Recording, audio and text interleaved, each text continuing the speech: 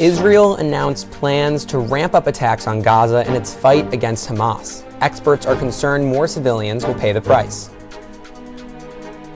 And the House of Representatives is still without a speaker. Tonight, 9 GOP candidates will make their case to replace Kevin McCarthy on Capitol Hill. And in the latest picket line development, hundreds of healthcare workers are on strike in Burbank. Keep watching to find out why.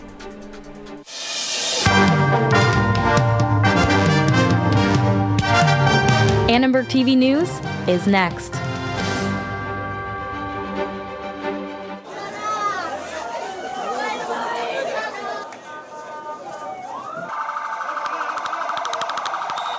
A Gaza hospital is flooded with wounded patients as the Israel-Hamas war intensifies. Hi, I'm Tess Patton. I'm Stephen Noble. A United Nations investigator says Israel must protect civilians in its war against Hamas. Israel's military, the IDF, is planning more attacks against Hamas across Gaza. The Israeli government continues to warn civilians to evacuate. Hamas released 2 Israeli hostages this afternoon following the release of 2 American hostages on Friday. The sentiment of most Israelis at this point, which is all the people who were killed in the initial raid from Hamas, all will have lost their lives in vain unless Hamas is destroyed. It's going to be a disaster for civilian Palestinians living in Gaza. These are the latest casualty figures since the war began. At least 1,400 Israelis killed and at least 5,000 Palestinians killed in Gaza. The United Nations sent a 20-truck convoy into Gaza from Egypt. The aid is meant for hospitals in the Gaza Strip and included medical supplies, food, and water. The UN estimates that 100 trucks per day are what's needed. 10 of the 35 hospitals in the Gaza Strip are not functioning. That's according to Palestinian health officials. Misinformation on the Israel-Hamas war has been spreading rapidly on social media. Some have even posted video games claiming it's video footage of the war. The video spreading on X, formerly known as Twitter, depicts rockets firing. The social media platform is facing backlash for posting these fake videos. And this is not the first time that the video game Arma 3 has been used to spread fake news. Footage from the game was also used to spread misinformation about the war in Ukraine. Last week, a deadly blast struck a crowded Gaza City hospital. The explosion is believed to have left hundreds dead and more injured. Mainstream media outlets, notably the New York Times, inaccurately attributed the strike to Israel. Intelligence later revealed that the blast was believed to be from a misfired rocket launch carried out by Palestinian Islamic Jihad. The Times editors issued a formal statement saying that they, quote, should have taken more care. Students have taken to social media to share their thoughts on the war too. Timelines are being flooded with infographics, viral videos, and more. From what I've seen in kind of like the college bubble, it's definitely one of the most divisive issues I've seen, especially I feel like most of the time college students are all kind of on the same page about many issues, but this one not so much. But I think it's kind of important for people to see both sides of it. People may not see what you have changed, they only see the first thing that you have reported, then that will affect how they know what's the truth. If no one really wants to correct themselves, because then they won't seem like that trustworthy of a news source, I don't really think there is a solution to it. Due diligence is even more important today as people grow increasingly skeptical of media in the age of AI, with fake videos and made-up stories popping up all over social media. President Joe Biden has requested over $14 billion for Israel's defense against Hamas. He also visited Tel Aviv last week to speak with Israeli President Benjamin Netanyahu.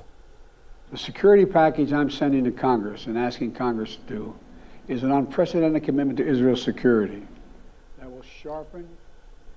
Biden has continued to show support for Israel and is increasing U.S. military presence in the Middle East. He says, quote, American alliances are what keep us, America, safe. Some students are grateful for U.S. of the Israel government during the Israel-Hamas conflict, while others feel the president is neglecting Palestinians. Really heartbreaking to favor like your votes over like millions of lives who are being lost. And I think, yeah, it's definitely going to have effect on me and a lot of people's political. He's someone who isn't even Jewish or who doesn't really understand the full complexities of the situation in the Middle East, but he's someone who does believe that Israel should exist and be on a map. As we take a look at the numbers, 47% of Americans at least moderately trust President Biden to make the right decisions. 80% of Democrats trust Biden a great deal or moderately compared to 13% of Republicans. Democrats and Republicans will be closely tracking how Biden's leadership during this conflict might be influencing voters in the run-up to the 2024 election. And 9 congressmen have officially joined the race for the Speaker of the House. Jim Jordan dropped his bid last week, leaving the position open for any Republican House member to run. Republicans ousted the former Speaker, Kevin McCarthy, 3 weeks ago.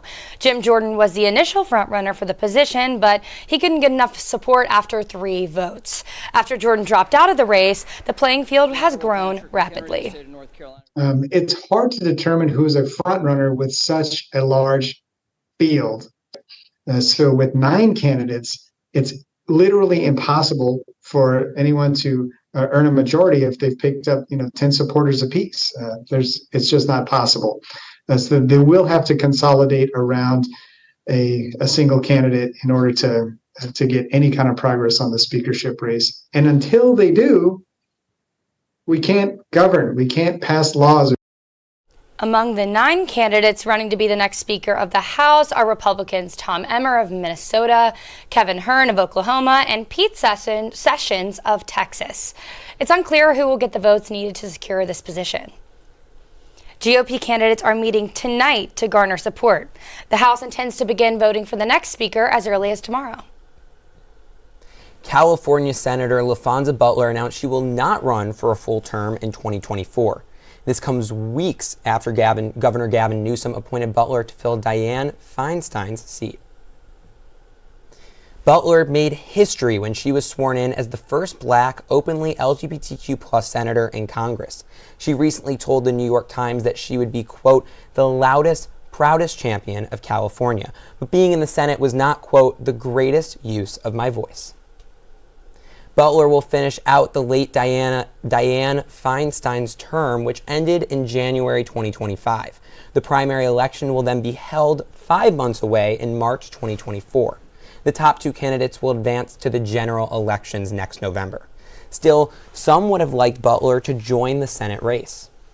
Remaining in that spot just because she was put in this position of power, appointed in this position of power, and remaining in that revolving door of politics in the future doesn't really set a good precedent for democracy. She is highly capable, highly qualified, but her day-to-day operations in helping women all across the nation would benefit more women, would benefit the United States significantly more than remaining to hold that Senate seat. The California Senate election might be one of the biggest races of 2024. Among the candidates running are Adam Schiff, Barbara Lee, Katie Porter, and former MLB star Steve Garvey. And today marks the beginning of a 5-day strike at Providence St. Joseph Medical Center in Burbank. Hundreds of non-nursing healthcare workers lined the street outside the hospital calling for better working conditions and fair pay. Workers began picketing outside the medical center at 6 this morning. Providence officials say they've offered the union a generous contract that includes a 24% increase in wages. But workers believe the hospital has not been bargaining in good faith. Simply the dishonesty and the lack of loyalty from the hospital. For me, I support the patients. I hate to put patients at risk. Well, I'm always proud of my residents and workers in the city who are demanding fair treatment and equal treatment. And that's really what this contract is about. Well, the hospital told us straight out, you guys are going to be locked out for 5 days. So will it go for the 5 days? It could. We're hoping that they, think about it and call us back to the table. Hospital officials say they are well prepared for the strike and it will not impact the health and safety of patients. The contract expired in August and the last bargaining session was on October 13th. Californians are finally seeing some significant price drops at the gas pump. We'll find out why. SAG-AFTRA and studios are set to return to negotiations tomorrow, and the union issued some interesting Halloween guidelines for its members. And get ready to update your playlist. Annenberg Media's Campbell Donovan will take us on a ride with an upcoming rock band.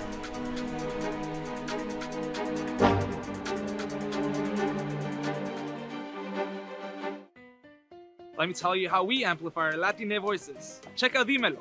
We have it all. Deportes. Entertainment. Noticias. ¿Qué tal? Soy Mariela Gómez y bienvenidos a Dime la Hora. Radio and Podcasting. Comida y cultura. Digital social media. ¿A qué equipo le vas tú? LA Galaxy o LAFC? Dímelo is the only Latina-focused media outlet at USC. Dímelo. We have it all. Dímelo. We have it all.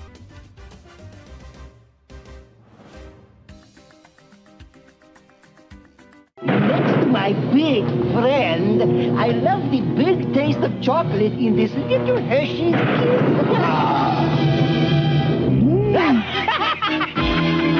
Hershey's Kisses, the little kiss with the big taste. Now, when I drive, I'm always on the lookout for the station with the lowest prices. Reporter Michael Mellinger is live at a gas station with the latest at the pump. Michael, what do you have for us? And Steven, so many drivers are just like you looking for the best price, but drivers might see a little relief coming at the pump. Gas prices are down to an average of $3.54 nationally, a nearly 30-cent drop from last month, and the prices here in California following those trends. The price for a gallon of gas ticking in at just over $6 at the beginning of the month, now hitting $5.50. Though, those filling up their tank in the Golden State can still expect to pay about $2 more than the national average. California also has the nation's highest gasoline taxes, as well as a cap-and-trade program that basically costs 25 to 40 cents a gallon for motorists to be able to burn that gasoline in their vehicles. And drivers here could see more price drops to come. At least for now, I do think that there is more downside potential. Prices could fall another 25 to 50 cents a gallon. And for those wondering if the latest war breaking out between Israel and Hamas might have an effect at the pump, Patrick told Annenberg Media this. But in this specific instance in the Middle East, Israel or Hamas, neither of those are oil producers. On the sidelines, though, we do have Iran, which is a large oil producer. That's where the situation could escalate in the weeks ahead. And Patrick DeHaan of Gas Buddy also speaking with CNN today, letting consumers know that winter blends of gasoline and decreased demand might also be affecting lower prices. Steve and Tess, back to you guys.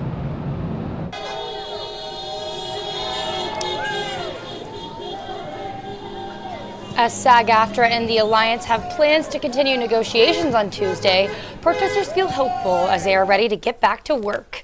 With the strike reaching 100 days, actors are eager for their free time to end. I am hoping with the meeting of negotiators back that the AMPTP will actually come with some sincerity. I would love to see myself and my fellow actors taken off strike so that we and the WGA and IATSE and Teamsters and everyone can go back to making their living doing what they love. We are fighting for each other, and it's just beautiful to see other industries showing up for us, and we're going to show up for them too. SAG-AFTRA has also released new guidelines for Halloween costumes, suggesting actors avoid named character costumes and instead wear more generic outfits. Actors posted their reactions to the costume rule on social media. Ryan Reynolds tweeted sarcastically bashing the rules, and Mandy Moore chimed in on Instagram, "Is this a joke? Come on, SAG-AFTRA, this is what's important." The union responded to the backlash saying, quote, SAG-AFTRA issued Halloween guidance in response to questions from members about how to support the strike during this festive season. It does not apply to anyone's kids. Speaking of entertainment, let's see what's going on in the music world with Annenberg Media's Campbell Donovan. Harmonies in Hollywood is back. This week, I talked to a rock band named the Backfires. They're kind of a mashup between The Strokes, Oasis, and Arctic Monkeys. The Backfires are a must-add to your playlist.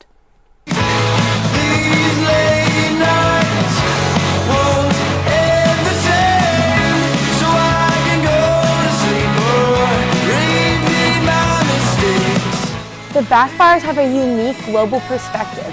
Matt and I care a lot about the history of New York bands, and sort of how that has even been entangled with British culture and British bands. You look at the Strokes, then you look at Arctic Monkeys, right? And it's you don't get Arctic Monkeys if you don't have the Strokes. I think there's this interesting sort of intermingling of it all that I think that we have found ourselves in. This is the Backfire's first time ever touring in LA, and you won't want to miss it. Check them out at the Moroccan Lounge this Wednesday at 6:30. Now look, there are a few things I love in this world. One is great music. Another is great weather. And I'm really hoping the weather doesn't backfire on me this week. You see what I did there? Lalu, what can you tell me? Thanks, Stephen. That was very clever. I'm Lali Retsimia. Let's talk about some weather. Okay, now the weather for today, we're looking at mid to low 70s today and sunny skies all around. Let's look at our 5-day forecast. Okay, as you can see, we're stepping away from the sunny summer California weather and we're going straight into cloudy skies and maybe even some rain in the night and in the morning. And as you can see for temperatures, we're looking at mid to low 70s all the way into the high 60s and even seeing some low 50s during the nighttime. So if you're planning on going out on Halloween, let's not go too extreme. Maybe bring a sweater or something along with that. All right, now it's time for sports with Thomas. Well, the rainy forecast probably represents how Trojan fans are feeling right now because USC football lost its third straight game to Utah. Is all hope lost? And women's volleyball made an epic comeback to defeat a national powerhouse. And USC fans got a preview of the men's and women's basketball season. All that and more next on ATVN Sports.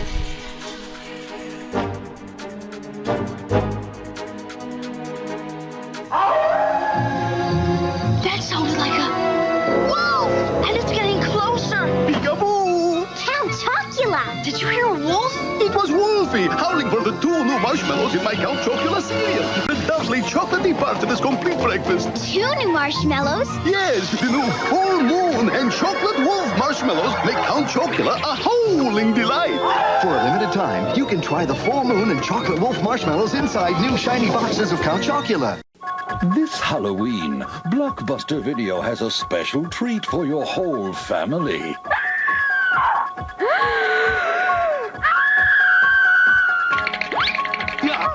You can take home any of these great Halloween classics for just $7.99. Or rent 2 movies and get them for $3.99. Now, if that's not a reason to scream, what is? Make it a blockbuster fright. Happy Monday and welcome back to ATVN Sports. I'm Thomas Johnson. And I'm Anthony Bettino. It is done! The Utah Utes sink USC once more!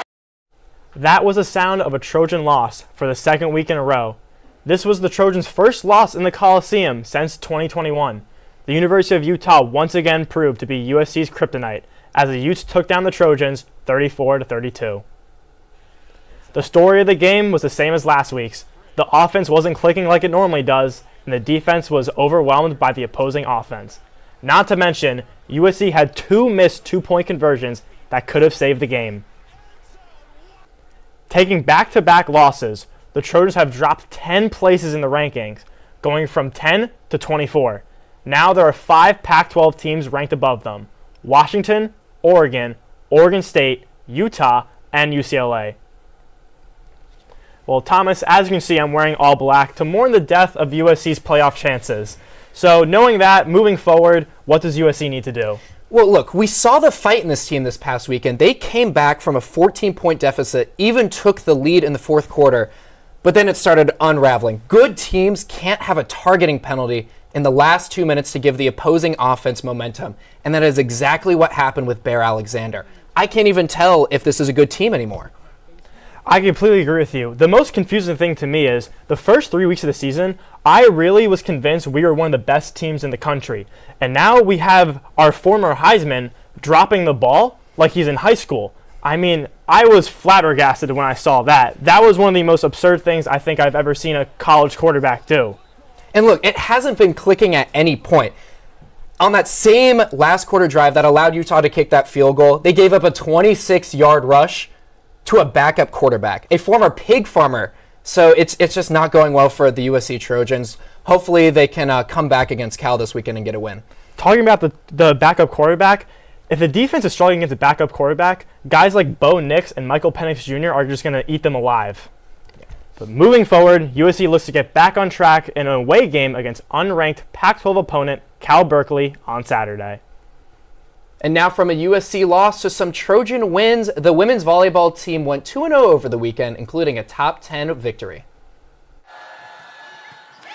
To Aninga the dig. It's Fields, wins it for USC. From the doorstep of defeat, the Trojans rally all the way back to take it in 5. All hope seemed lost as the Trojans were in a 2-set deficit to the then number 4 ranked Washington State Cougars. But then USC completed the reverse sweep on the back of Skylar Fields' 21 kills to earn its second ranked win of the year. The Trojans completed the undefeated weekend by taking down the Washington Huskies in 5 sets on Sunday. Now the Trojans look to continue their winning ways as they take on the Colorado Buffaloes on the road this Friday. Soccer has been struggling to get back to their winning ways since their 6-game win streak was snapped, and this weekend wasn't any different in a disappointing trip to Arizona. The first game ended in a loss to number 24 ASU 1-0. The only goal came late in the second half, and even with USC having more shots than ASU, they couldn't find the back of the net. The Wildcats almost handed the Trojans a second loss, but Maribel Flores sent the ball into the top right corner to tie the game. With only 3 games left in the regular season, the Trojans have their hands full with number 2 UCLA in the near future and their next opponent being number 5 Stanford. And welcome back to our weekly segment in case you missed it. It's going to be a great year. We're in a new era. November 6th, first game in Vegas. The start of a new era. Let's go. The Hoop LA event featured a large crowd flocking to the Galen Center, along with Bronny James making his first official USC appearance. The crowd was also treated to a spectacle when freshman Brandon Gardner dunked over USC's quarterback Caleb Williams. USC women's golf had a stellar weekend up in Northern California, taking first place in the Stanford Intercollegiate Tournament. The group was led by Catherine Park, who placed in first individually. Well, that's all the time we have for ATVN Sports. I'm Anthony Bettino. And I'm Thomas Johnson. Over to Tess at the monitor. Thanks, guys. Stick around to find out how USC dancers at the Kaufman School are using technology to push boundaries and perform at new levels. Coming up next.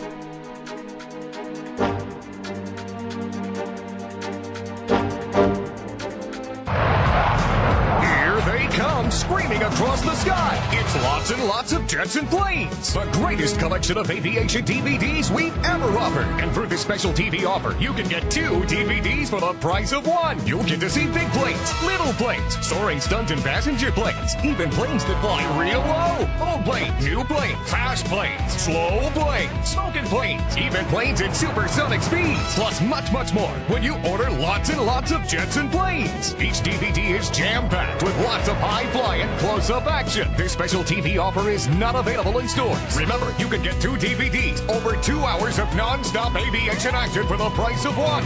It's lots and lots of jets and planes. You can order now and receive a free bonus CD of jet plane songs. You must be 18 years old or to call 888-300-3455. Parents, call 888-300-3455. Satisfaction guaranteed. That's 888-300-3455 for lots of jets and planes.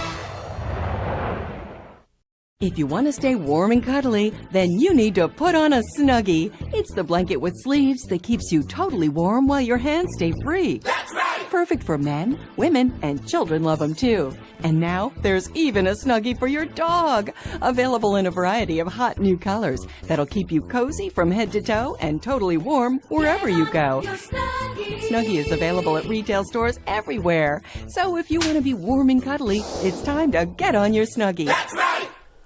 Technology can seem scary to those in the arts, but actually, it's nothing new. Annenberg reporter Liv Kelleher spoke with a USC professor who has been merging dance and technology for more than 30 years. That's right. As we saw with the WGA strike and the ongoing SAG strike, technology is a big concern for actors and writers. But what about for dancers? I spoke to a professor in the Kaufman School who thinks dance and tech are terrific partners. Enter in a line and find yourself in... Dawn Stoppiello has made a career of pushing the boundaries of dance. Her groundbreaking work on Isadora, a multimedia tool powered by movement, is teaching dancers to embrace technology. In the world of dance, there's a feeling of threat about a new technology coming in that's going to somehow obliterate dancers. That has never been true for me. In fact, I need the live dancing body to collaborate with the technologies for my work to be realized. Isadora was an outgrowth of 20 years of work. It's a way to organize interactive and visual and sonic experience to be presented on a stage that facilitates live interaction. Isadora allows the dancer to manipulate their image in real time. Here, the tool has been programmed to respond to the dancer's movements. There are no filters or editing, it's all happening live. At its core, Isadora is a tool made by artists for artists to push their creative capabilities. Finding ways to incorporate like multimedia technologies into your work and kind of transform the performance environment. It'll change the way you choreograph, you dance, you think about dance. I want to help dancers know what's possible with these tools so that they can have a voice at the creative table, at the big grown-up table. That's always a goal for me, is to get dancers to be not afraid of the technologies and to understand them enough so that they can collaborate well. The new in new media is you. The new generation, like the next artist minds and bodies that are going to touch it and break it and twist it and push it. So that just thrills me all the time. You can see Isadora in action at Kaufman's Advanced Comp Student Work Showcase in November. For Annenberg Media, I'm Liv Kelleher. Thank you, Liv. Look, without technology, no one really wants to watch me dance, but I think with technology, I might be racking in like Taylor Swift type money, you know? I think it could be great, Stephen. I think that it could just make you the next biggest thing. That's the goal. I used to dance growing up, actually, yeah, and I have registration on Wednesday, and I'm thinking I'm taking a dance class. Yeah. So maybe I'll get to get Isadora in action next semester. So here's the deal. If you get Isadora in action, you have to let me know. Okay. Because I'm just trying to like make like an AI rendered model of me and just like have it moonwalk. Because I've been working on my moonwalk for like 5 years and I can't figure it out for the life of me. So you're a hip hop dancer, you think? Oh, I'm an everything dancer, Tess. Okay, I just move my body. I look one of like one of those inflatable like car wash guys, you know? You're doing every style in the book. Exactly. Do you tap dance? I haven't tap dance. You tap dance? I did tap dance. Stephen, I would love to see you do a time step or a maxi forward. I think you'd kill it. I don't even know what those words are. And in Isadora as well, you know, I think it would be great. I think it would be phenomenal. I mean, wait, so you danced for years. Tell me more about it. So I did dance for like my entire life since I was like 3. And I'm actually a theater major now, so maybe I'm one of those people that's the artist sphere afraid of technology, but you know, I think I could embrace it. I think I could get behind it. Yeah. For sure. Well, thanks for sticking around tonight, and thanks for watching Annenberg TV News. From everyone at Annenberg Media, I'm Stephen Noble. And I'm Tess Patton. For more coverage, watch and subscribe to our YouTube channel at youtube.com/Annenberg Media. Good night.